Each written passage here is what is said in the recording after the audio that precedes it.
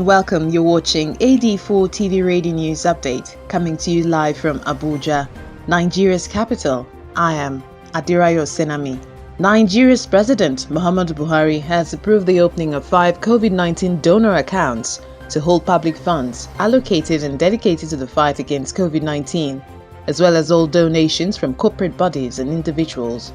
The banks approved for all this purpose, which are all Nigerian banks, are Zenith Bank, Access Bank, Guarantee Trust Bank, UBA, and First Bank. The Adamawa State Governor Ahmadu Fintiri has signed an executive order outlining the guidelines for easing the lockdown imposed in the state. The guidelines are to rigorously regulate movement as part of measures to contain the spread of the virus in Adamawa.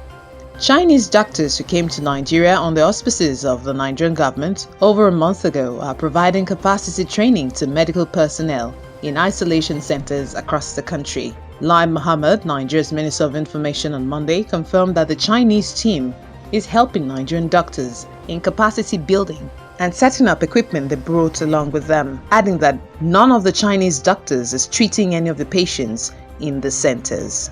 In another development, 7 mobile courts have been established by the Cross River State government to try violators for not using face masks.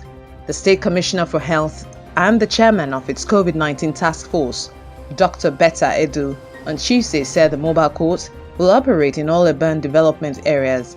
Giving the situation report on the COVID-19 update in the country, the Nigeria Center for Disease Control on Tuesday confirmed 148 new cases in 16 states of the country and the Federal Capital Territory. According to the center, as of Tuesday, there are 2,950 confirmed cases. 481 have been discharged from hospitals, with 98 deaths from the virus.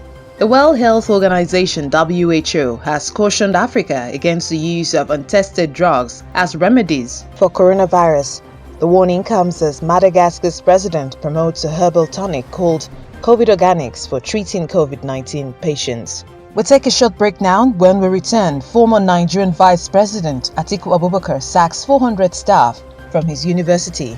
Stay tuned, details coming shortly. There is so much information out there about how to prevent the coronavirus and steps to take protecting ourselves.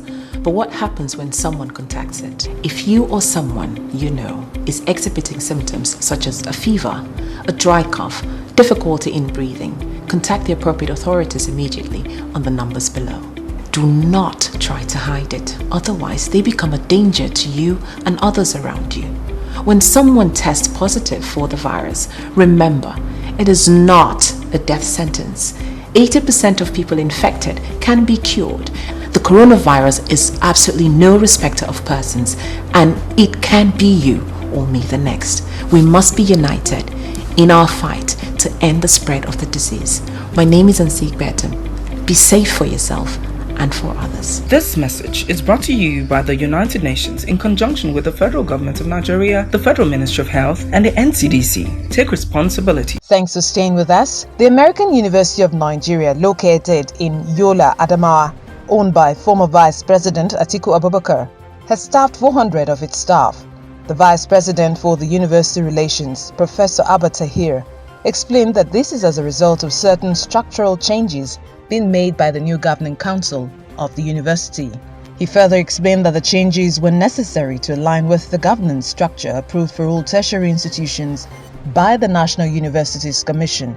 It will, however, recall that Radio Gotel, one of the several businesses owned by Atiku Abubakar, sacked some of their staff recently, as reported in the media. The wife of the governor of Anambra State, Dr. Ebele Chukwu-Obiano, over the weekend donated various food items as palliatives to support 3 Nigerian correctional service centers in Anambra. The donations were aimed at cushioning the impact of the lockdown due to the coronavirus pandemic. A University of Pittsburgh researcher in the United States on the verge of a breakthrough on coronavirus cure has been reportedly shot dead in his home. Bing Liu, who was 37 years old, was said to have been killed inside his house last Saturday by a man who later also killed himself. Pakistan's health ministry says the country recorded its highest number of coronavirus deaths. 40 people lost their lives to the virus this past Tuesday. The ministry also confirmed 1,049 new infections, raising Pakistan's total number to 22,550 cases and 526 deaths. Zoom, a conferencing app built by Eric Yuan, has gone from a fast-growing success story to critical infrastructure in the fight against COVID-19 pandemic. Zoom, one of the dozens of video conferencing services, has risen to the top due to global lockdown and new social distancing culture caused by the coronavirus pandemic. And that's it on AD4 TV Radio News Update, coming to you live from Abuja, Nigeria's capital. You can join the conversation on our website at www.ad4tvradio.com.